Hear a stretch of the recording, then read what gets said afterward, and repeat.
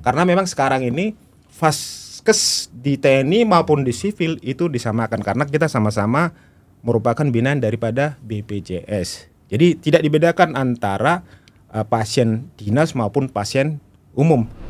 Seluruh masyarakat umum bisa menggunakan fasilitas bisa. Kesdam 14 Hasanuddin. Ya, jadi kita tidak tertutup bersifat inklusif. Ini khusus anggota TNI dan keluarga, tidak.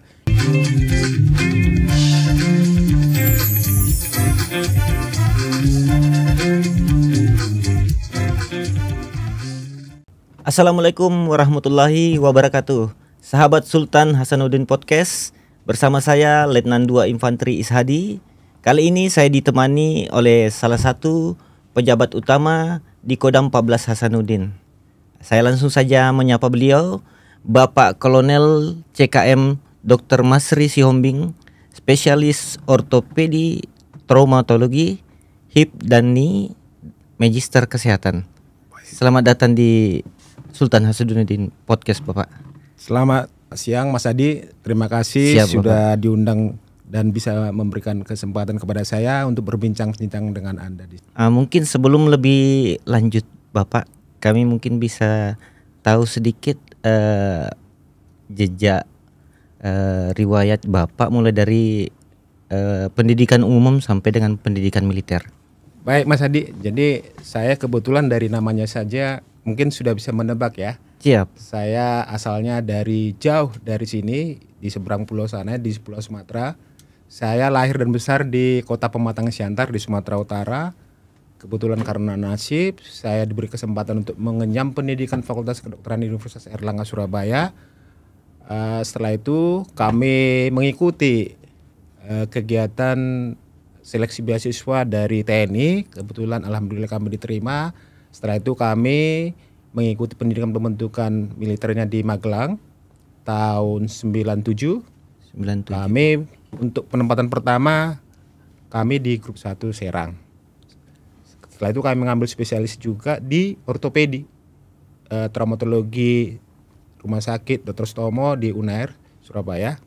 Kemudian kami melanjutkan pengabdian kembali di Rumah Sakit tingkat 2 Dustira Bandung. Setelah itu berpindah-pindah ke Iskandar Muda Banda Aceh, ke Ambon, ke Jember di Malang, di Jawa Timur, dan terakhir di sini sebagai alhamdulillah dipercaya oleh pimpinan untuk menjadi Kepala Kesehatan Kodam 14 Hasanuddin. Kami setelah mengenyam pendidikan ortopedi traumatologi, kami juga melanjutkan di subspesialisnya itu di bagian pinggul dan lutut. Jadi kami bukan hanya dokter ortopedi umum, tapi kami mengambil sub lagi khusus masalah-masalah di perpinggulan perlututan, baik itu oleh karena degeneratif maupun karena olahraga. Jadi kasarannya kalau misalnya teman-teman sahabat Hasanuddin ada orang tua atau keluarga yang di sendi pinggul maupun lututnya diganti, itu bagian daripada keseminatan kami. Jadi langsung ditangani Bapak Kakesdam? Saya sendiri yang menanganinya. Kecuali rumah sakit tertentu di mana fasilitasnya tidak ada, ya kami tidak bisa berbuat. Tetapi kalau seperti di rumah sakit kita yang ada di Makassar ini, Rumah Sakit Pelamonnya, kami bisa laksanakan itu. Siap, luar biasa Bapak. Oh iya Bapak, sebelum saya lanjut, saya sebelumnya mau mengucapkan selamat hari ulang tahun Kesehatan Angkatan Darat yang ke 79. Ya. Diperingati setiap tanggal 26 Oktober kemarin. Termasuk saya mengucapkan juga selamat Hari Kesehatan Nasional yang 12 November kemarin. Mungkin belum telat Bapak saya mengucapkan. Jadi memang pada tanggal 26 Oktober kemarin Kesehatan Angkatan Darat genap berusia 79 tahun. Pada saat itu ada beberapa rangkaian kegiatan yang kita lakukan baik di tingkat pusat maupun di masing-masing daerah, dalam hal ini adalah di kodam masing-masing. Untuk di wilayah kita di Kesdam 14 Hasanuddin, kami waktu itu melaksanakan rangkaian kegiatan kesat berupa bakti sosial kepada masyarakat, yaitu membantu pembuatan sumur di salah satu masjid di daerah binaan kita. Kemudian kita juga mengadakan pengobatan massal, pengobatan umum, baik itu gigi, mata, dan beberapa kegiatan lain seperti donor darah dan bakti sosial yang lain. Kemudian pada acara puncaknya kami merayakan syukurannya pada tanggal 26-27 kemarin di Jakarta, di Puskesat di Jakarta. Semua program bakti sosial kesehatan tersebut semuanya gratis. gratis, Luar biasa. tis tidak kita pungut biaya, namanya pengabdian ya, bakti Pengabdian sosial. untuk Jadi kita melaksanakan turut merayakan kegembiraan tersebut bersama masyarakat berupa pengabdian yang sesuai dengan tupoksi kita, yaitu di bidang kesehatan. Oh iya Bapak, beberapa sahabat Sultan Hasanuddin Podcast sering bertanya, di TNI ini ada beberapa bagian atau kecabangan. Ya. Nah, salah satunya mungkin kesehatan, Kesehatan, ya. ini. Nah, mungkin bisa dijelaskan lebih lanjut apa sih peran dan fungsinya kesehatan Kodam 14 Hasanuddin ini? Ya, jadi kesehatan angkatan darat secara umum maupun Kesdam 14 Hasanuddin secara khusus, tugas pokoknya ada dua, yaitu secara umum ada dua, yaitu melaksanakan dukungan kesehatan dan pelayanan kesehatan. Dukungan kesehatan tentunya pelayanan kesehatan yang ditujukan untuk pelayanan kesehatan yang sifatnya mendukung kegiatan satuan, dalam hal ini latihan maupun yang lain-lain. Untuk pelayanan kesehatan, selain kepada prajurit dan keluarga maupun PNS TNI dan keluarganya, juga kita melaksanakan pelayanan kepada para sahabat-sahabat Hasanuddin yang ada di sini, khususnya yang di wilayah kota Makassar maupun di cakupan wilayah di Kodam 14 Hasanuddin. Jadi sahabat Hasanuddin misalnya, kalau misalnya ada keluarga maupun para sahabat Hasanuddin yang pengen mendapatkan atau pengen menggunakan fasilitas kesehatan kita, kami dengan sangat senang hati menyambut Anda semua.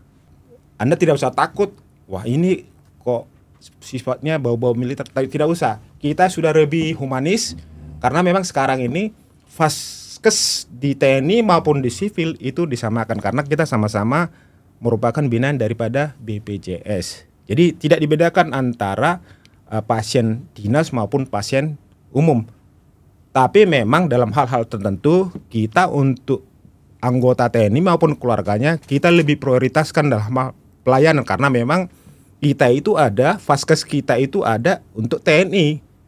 Jadi kalau misalnya ada anggota prajurit maupun keluarganya tidak menggunakan rumahnya sendiri, Vaskesnya sendiri, ya itu mungkin pertama sangat kita sayangkan. Yang kedua, itu merupakan evaluasi bagi kami kenapa hal itu bisa terjadi.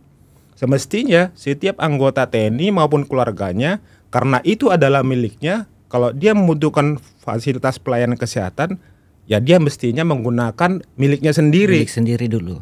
Tapi mungkin karena ya tempatnya jauh dari tempat tinggalnya, atau mungkin ada rasa kekurang percayaan diri untuk menggunakan Vaskes TNI-nya, ya itu menjadi evaluasi bagi kami. Kami sadar bahwa tidak semua bisa sempurna, tapi kita berusaha untuk memberikan pelayanan maksimal kepada TNI dan keluarganya maupun PNS dan keluarganya.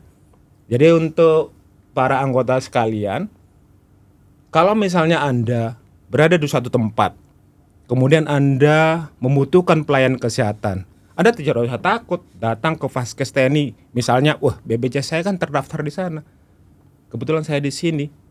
Wah, jangan-jangan nanti saya nggak dilayani. Tidak usah.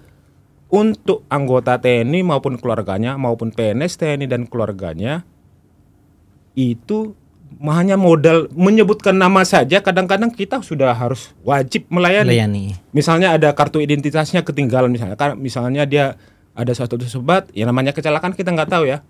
Di perjalanan dia mengalami kecelakaan, tiba-tiba dibawa ke rumah sakit, yang kebetulan rumah sakit TNI, dia menyebut nama saja, saya dinas di sini, ya wajib dilayani karena itu merupakan rumah sakit dia. Jadi tidak usah, saya tidak punya kartu BPJS atau kartu BPJS saya ketinggalan. Ya cukup menyebutkan nama, nanti untuk persyaratan administrasinya kami yang mengurusnya. Kami yang melakukan pelengkapan administrasinya. Jadi tidak usah takut.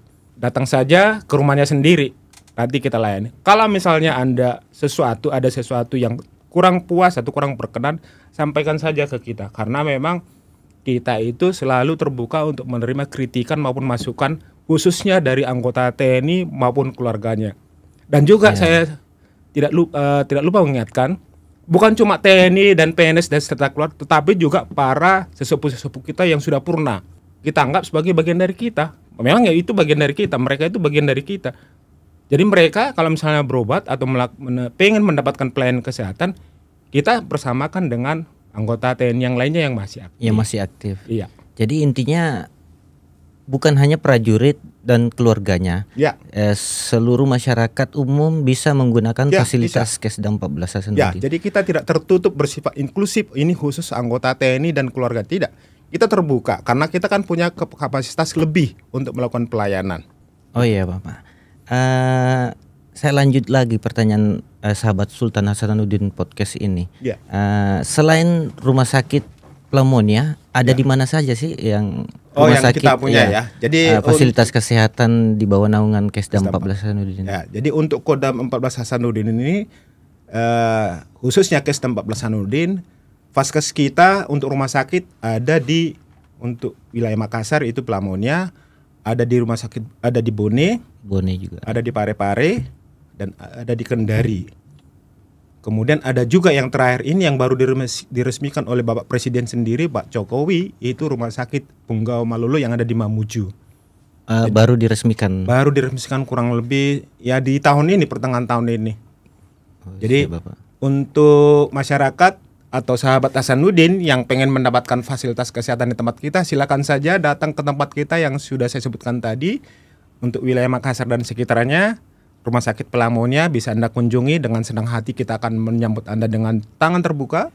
Kemudian untuk wilayah Bone ada juga Vaskes kita di sana, rumah sakit tingkat 4, di Kendari juga ada, di Mamuju ada, dan di Parepare ada.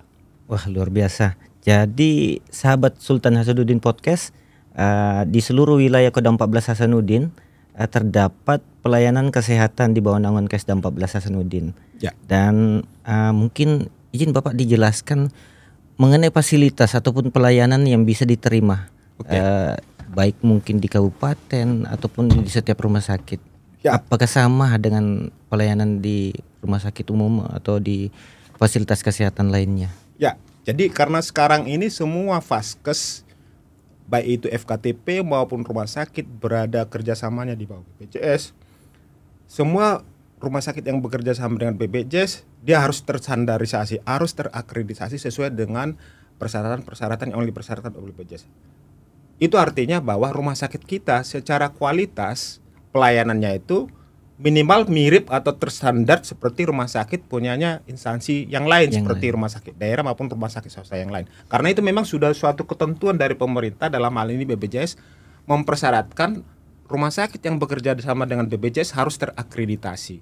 Terakreditasi maksudnya pelayanannya itu sudah sesuai dengan nilai-nilai atau standar pelayanan yang ditentukan oleh BPJS. Kenapa kita bisa melakukan pelayanan tersebut? Memang secara organisasi personel kita, organiknya, terutama dokter ini beberapa tempat masih kekurangannya, itu harus kita sadari. Tetapi mengantisipasinya kita juga ada dokter-dokter tamu. Jadi dokter-dokter yang spesialis yang ada di daerah-daerah, mereka kita ajak kerjasama di tempat kita untuk melakukan pelayanan kesehatan. Karena misalnya kalau tempat itu dokter organik kita kurang, kita meminta kerjasama dengan mereka sehingga mereka melakukan pelayanan di tempat kita. Tentunya ya namanya dokter tamu, jadi kita juga harus memberikan sesuai dengan hak dan kewajiban dia gitu. Jadi untuk pelayanan karena sudah terakreditasi semua ya, sahabat Hasanuddin tidak usah ragu kualitas pelayanan kita. Kita menerapkan pelayanan itu selalu pelayanan yang paripurna dan sesuai dengan standar akreditasi pemerintah. Ya. Dan sebagai informasi kepada sahabat Hasanuddin dimanapun Anda berada, rumah sakit yang kita punya di Kesda 14 Hasanuddin itu akreditasinya semuanya paripurna. Artinya bahwa BPJS mengakui pelayanan yang kita berikan, standar pelayanan yang kita miliki, ya namanya paripurna, berarti sudah lebih baik dibandingkan dengan rumah sakit yang lain. Yang lainnya. Suatu kebanggaan juga Bapak ya. Ya. Terkait dengan BPJS ini Bapak, ya. Apakah program ini sudah sepenuhnya dilakukan oleh prajurit di jajaran Kodam 14 Hasanuddin maupun PNS-nya atau bagaimana Bapak? Jadi memang karena namanya prajurit itu ya kan sifatnya sering mengalami tour of area, mobilitasnya tinggi. Kalau PNS karena relatif stabil atau relatif statis dia di satu tempat, selama ini menurut pengalaman kami tidak terlalu banyak yang belum terdaftar di BPJS. Tetapi untuk anggota TNI, terutama yang masih muda-muda, di mana mobilitasnya tinggi, kebanyakan mereka masih belum mau memindahkan kepesertaannya ke tempat dinas yang baru. Mungkin karena dia mobilitasnya tinggi, setiap tahun dia berganti tempat. Tapi memang semestinya dia setiap kali pindah dia harus mendaftarkan ke tempat BPJS tertentu. Tetapi meskipun demikian, walaupun kalau khusus anggota TNI ini, meskipun dia kepesertaannya misalnya dia asalnya dari Jawa, oleh karena perintah pimpinan dia harus bertugas di tempat kita ini, kalau dia menggunakan fasilitas kesehatan, baik yang sifatnya emergensi yang maupun yang non emergensi, kita melayani. Masih tetap dilayani. Melayani. Tapi disarankan ketika misalnya dia pengen mendapatkan pelayanan secara rutin ataupun lebih daripada satu kali, disarankan untuk memindahkan kartu kepesertaannya supaya kita yang memberikan pelayanan ya bisa melaksanakan pelayanan dengan maksimal. Karena kalau misalnya dia tidak terdaftar di tempat kita, artinya kita tidak bisa mengklaim pelayanan yang kita berikan kepada BPJS karena kita tidak bisa input datanya di data kita. Artinya kita tidak bisa mengklaim nanti pelayanan yang kita berikan kepada BPJS karena apa? Dia tidak bisa terdaftar di sistem. Tapi secara faktual kita melakukan pelayanan. Nah, yang kurang adalah kita tidak bisa mengklaimnya, kelemahannya di situ. Jadi lebih baik pada saat pindah satuan diikuti dengan perpindahan kartu kepesertaannya. Anggota kartu kepesertaannya dipindahkan sekalian. Nah, untuk memindahkan itu sebenarnya tidak rumit. Hanya membawa kartu BPJS-nya kalau bisa dengan NIK-nya. Ada beberapa BPJS itu meminta skep pindahnya, tetapi itu insidentil. Maksudnya tidak semua daerah BPJS mensyaratkan itu. Yang penting kartu BPJS-nya ditunjukkan ke petugas kita, nanti kita yang ngurusi. Jadi teman-teman yang baru pindah ke suatu tempat, kalau pengen memindahkan kartu kepesertaannya, cukup membawa kartu BPJS-nya atau tidak kartu penduduknya. Karena kartu penduduk kan punya NIK. Kita teman-teman TNI ini menyebutkan NIK-nya aja atau NRP-nya. Nanti kita akan bantu untuk pengurusan perpindahan kepesertaan BPJS-nya. Tidak dipungut biaya. Gratis lagi. Gratis karena memang kita selaku Paskes juga berharap setiap pelayanan yang kita berikan dari BPJS bisa kita klaimkan karena itu kan kita gunakan untuk operasional rumah sakit. Jadi apa yang kita berikan pelayanan sebaiknya ya kita bisa klaim untuk memberikan pelayanan selanjutnya. Tapi kalau misalnya karena suatu sebab tidak bisa kita klaim, kita tetap, karena itu tadi saya bilang rumah sakit kita ini ada karena prajurit. Karena prajuritnya ada. Ya, jadi prajurit sebenarnya rumah sakit itu punya prajurit. Makanya kalau ada prajurit tidak menggunakan fasilitas kesehatan sendiri, yaitu itu evaluasi bagi kami. Kenapa? Apakah karena kami pelayanannya kurang atau mungkin karena yang bersangkutan lebih nyaman mendapatkan pelayanan di tempat lain. Karena ada 1-2 yang seperti itu ya. Oh iya Bapak, mohon izin satu lagi. Apa sih perbedaan asuransi komersil yang di umum dengan BPJS ini? Tentunya ya jelas ada ya namanya asuransi umum dengan BPJS ya. Kalau umum tentunya kalau kita mengikut kepesertaan asuransi di umum tentunya kita bayar premi. Bayar premi yang nominalnya ya tentunya pasti lebih besar dibanding premi yang diinikan oleh BPJS. Saya untuk anggota yang diinikan oleh untuk BPJS saya kurang tahu persis nominalnya ya. Tetapi yang jelas memang ada persentasenya berapa saya kurang tahu persis. Nanti ada bagian yang bisa menjelaskan itu. Tapi memang kalau dari sisi layanan tidak dibedakan antara layanan asuransi sipil dengan asuransi BPJS. Jadi jangan sahabat-sahabat Pelamonia, sahabat-sahabat Hasanuddin atau teman-teman di anggota ini jangan berpikir bahwa asuransi sipil itu atau asuransi swasta lebih bagus dibanding asuransi BPJS. Tidak. Sama saja. Sama saja. Karena prinsip kita tidak membedakan pasien ini asuransinya apakah swasta atau BPJS. Tidak. Bagi kita itu seperti tadi saya bilang, tugas pokok kami adalah memberikan pelayanan yang paripurna kepada setiap anggota maupun keluarganya. Kita wajib tidak membedakan, wah ini asuransinya swasta nih, ini harus lebih kita layani dengan baik ini dibanding BPJS, karena di BPJS ya udahlah sih ada. Enggak. Kalau ada anggota kami melakukan seperti itu, dilaporkan saja. Tindakan ke tempat kami biar kami bisa memperbaiki. Karena itu tidak dibolehkan. Kita melihat pasien itu berdasarkan penyakitnya, bukan berdasarkan apa dia berduit atau tidak, atau asuransinya swasta atau BPJS, tidak. Kalau ada 1-2 itu mungkin oknum, tetapi secara umum kita dari pimpinan kita di puskesmas sana selalu mengingatkan kita, rumah sakit TNI itu ada karena ada anggota di situ. Jadi kita harus memberikan pelayanan maksimal, terutama kepada anggota dan keluarganya.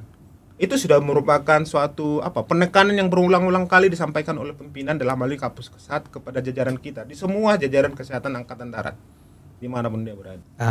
Pada intinya asuransi umum dengan asuransi BPJS ini, pelayanan BPJS ini pelayanannya sama saja. Sama saja dalam tidak ada membedakan yang ada yang di cover, ada yang tidak di cover. Enggak, semua tercover. Semuanya tercover. Ya, sebagai tambahan, kalau misalnya dia anggota, mau dia punya BPJS atau tidak ada pungutan 1 rupiah pun. Mau sakitnya apa, mau menggunakan duit menggunakan obat sebagus apa, kita akan berupaya untuk memberikan atau melengkapi kebutuhan pelayanan kesehatannya. Tentu aja dengan sesuai kemampuan ya, sesuai kemampuan kita.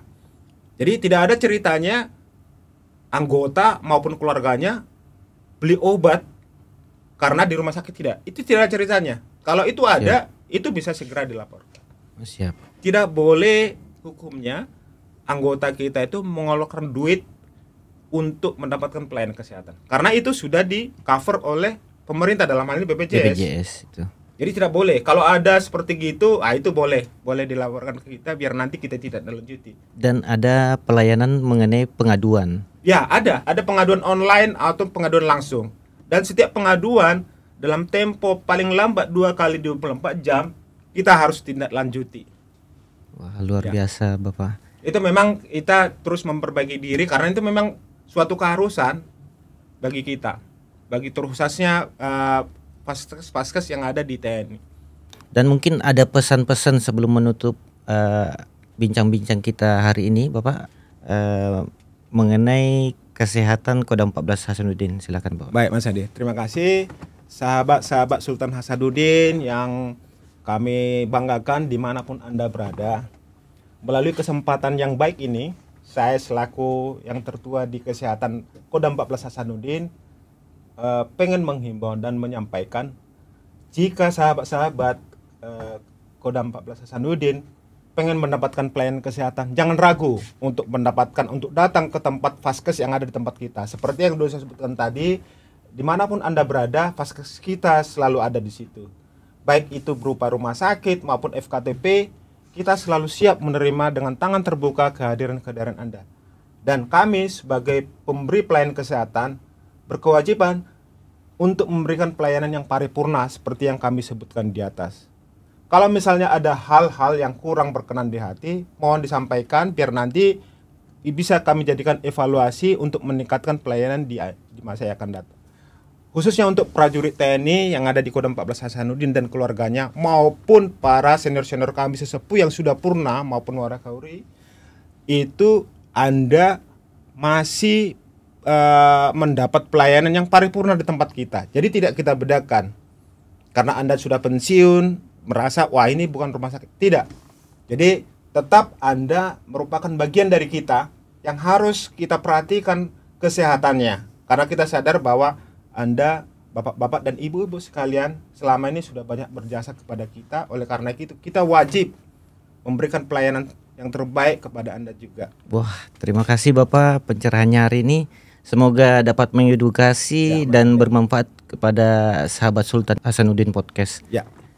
Saya Letnan 2 Infantri Ishadi menutup jumpa kali ini di Sultan Hasanuddin Podcast. Terima kasih, sampai jumpa di episode berikutnya. Wassalamualaikum warahmatullahi wabarakatuh. Setia hingga akhir.